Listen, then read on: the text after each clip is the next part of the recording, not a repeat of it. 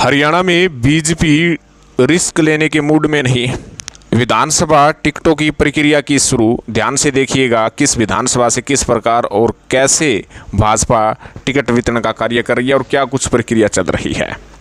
जैसे कि आपको पता है कि हरियाणा में लोकसभा चुनाव से भारतीय जनता पार्टी को झटका लगा, क्योंकि 5 सीटों पर जीत मिली तो 5 सीटों पर हार का सामना भी उनको करना पड़ा, और जिसके बलबूते कांग्रेस पार्टी हरियाणा में अब की बार सरकार बनाने का दावा प्रस्तुत कर रही है। और भारतीय जनता पार्टी विधानसभा टिकटों को लेकर जो गतिविधि है वो आरंभ कर दी है। पार्टी अपने नेताओं की परफॉर्मेंस को परखने के बाद ही टिकट देगी। साथ ही सर्वे भी कराया जा रहा है। रिपोर्ट 15 अगस्त तक सर्वे की पूरी होने की संभावना है। पार्टी की ओर से टिकटों पर मंथन अगस्त के आखिरी सप्ताह में शुरू होने की संभावना है। पार्टी का साथ देने वाले कुछ विधायकों को भी टिकट दिया जा सकता है। इनमें कुछ निर्दलीय विधायकों के अलावा दूसरे दलों के विधायक भी शामिल हैं। यही नहीं, 2019 में जो प्रत्याशी बहुत कम अंतर से आ रहे थे, ऐसे चेहरों के नामों पर मंथन किया जा रहा है। जो 2 बार चुनाव हार चुके हैं उनको टिकट देना चाहिए या नहीं देना चाहिए, इस पर भी मंथन किया जा रहा है। और नए चेहरे के दाव लगाने से कितना कुछ फायदा होगा ये भी देखा जा रहा है।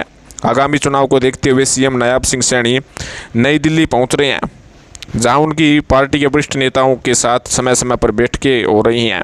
सूत्रों का कहना है कि पार्टी हर लोकसभा सीट या हर जिले पर फोकस अपना जो है कर रही है।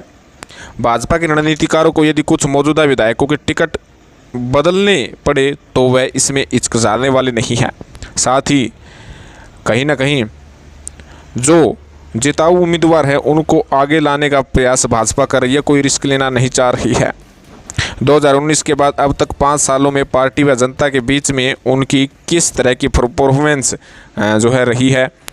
यदि भाजपा व संघ की कसौटी पर ऐसे उम्मीदवार खरे उतरे तो उन्हें टिकट दिया जा सकता है। साथ ही मौजूदा विधायकों की रिपोर्ट कार्ड तैयार की जा रही है। जिन विधायकों की रिपोर्ट अच्छी नहीं होगी और जनता में स्वीकार्यता कम हो चुकी है, ऐसे विधायकों को इस बार पवेलियन में बैठकर राजनीतिक दंगल देखना पड़ सकता है। भाजपा में ऐसे निर्दलीय और दूसरे दलों के बागी विधायकों को भी अपनी पार्टी के चुनाव चिन्ह पर चुनाव लड़वाने को लेकर विचार चल रहा है, जिन्होंने इस बार भाजपा सरकार को चलाए रखने में सहयोग दिया था। भाजपा के रणनीतिकारों का मानना है कि यदि सिरसा, हिसार और सोनीपत लोकसभा सीटों पर टिकटों का आवंटन कार्यकर्ताओं की भावना के अनुरूप होता है तो जीत का आंकड़ा 8 लोकसभा सीटों तक पहुंच सकता था। कांग्रेस के रणनीतिकारों का यह भी मानना है कि उनकी सोच है कि यदि कांग्रेस कुरुक्षेत्र सीट आम आदमी पार्टी को देने की बजाय स्वयं लड़ती तो जीत सकती थी, जबकि करनाल में कोई मजबूत चेहरा चुनाव में उतारा जाता तो परिणाम कुछ और हो सकता था। लोकसभा चुनाव की रणनीति में रही खामियों से सबक सीखते हुए भाजपा इस बार विधानसभा चुनाव में किसी तरह का रिस्क लेने के मूड में नहीं है। लोकसभा चुनाव के दौरान भाजपा ने जिन विधानसभा सीटों पर अच्छा प्रदर्शन नहीं किया था वहाँ संघ की खास निगाहें हैं। तो कहीं ना कहीं भारतीय जनता पार्टी विधानसभा टिकटों की प्रक्रिया आरंभ की हुई है, और जो सर्वे सौंपा गया है वो 15 अगस्त तक बीजेपी का सर्वे कंप्लीट हो जाएगा।